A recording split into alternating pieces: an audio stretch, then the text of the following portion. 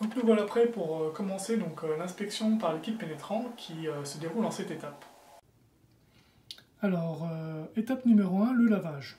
Donc à savoir qu'on ne peut pas effectuer une inspection par l'équipe pénétrant sur une pièce qui est ou bien pâturée ou bien sale.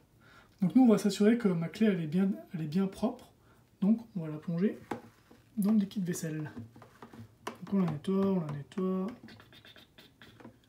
Hop. Ok, elle est propre. Maintenant, on va passer à l'étape 2. Alors l'étape numéro 2, c'est le séchage. Donc moi, en l'occurrence, je vais prendre un essuie-tout, par exemple, avec ma clé. Hop, on va la sécher, paf. Voilà. Donc ma clé maintenant est propre et sèche. On peut passer à l'étape 3. Donc nous voilà à la troisième étape, donc le liquide pénétrant. Donc là en fait, généralement le liquide pénétrant c'est un liquide coloré, parce que du coup on doit voir que s'il y a des micro-fissures dans ma clé, donc je rappelle, si ma clé a quelque part donc, sur cette surface des micro-fissures, le liquide bleu va rentrer à l'intérieur donc des micro-fissures. Et après, quand je vais observer avec le révélateur, je vais voir que ma clé est endommagée. Donc c'est parti. On plonge la clé. On la plonge quelques minutes.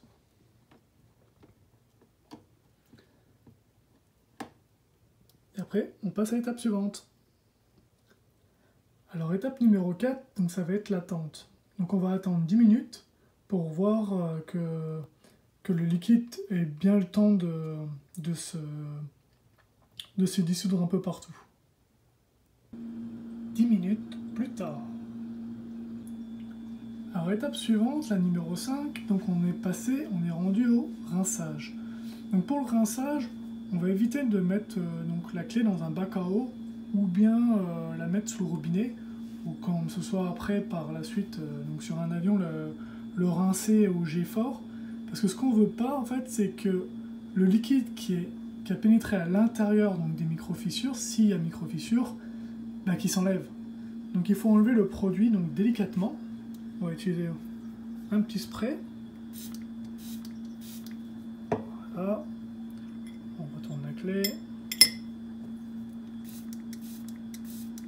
Voilà. Délicatement, on rince, on enlève l'excès de liquide, et on est rendu à l'étape 6. Alors l'étape numéro 6, c'est le séchage, donc on reprend un essuie-tout, on repose la clé dessus, hop, on l'essuie correctement, hop. La clé est prête pour la dernière étape. Nous voilà arrivés à l'étape finale, l'étape du développeur. Donc en fait l'étape du développeur elle va consister à mettre une poudre qu'on va étaler sur la partie où l'on veut voir s'il y a des micro-fissures, car en fait cette poudre va boire le liquide qui est emprisonné dans les micro-fissures. Donc s'il y a micro-fissures, on verra comme des taches de couleur bleue. Donc on va prendre notre développeur.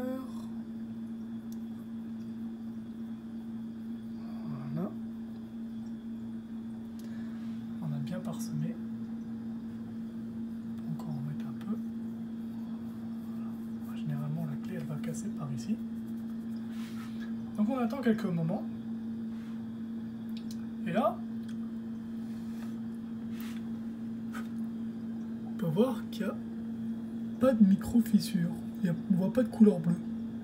Donc si par exemple il y avait eu une micro-fissure, on aurait vu quelque chose du genre.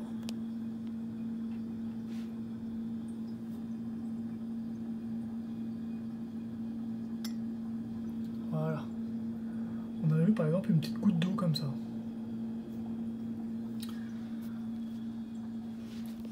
Donc me voilà rassuré, ma clé n'est pas sur le point de casser. Donc je vous remercie et puis à la semaine prochaine pour le prochain laboratoire. Allez, ciao ciao.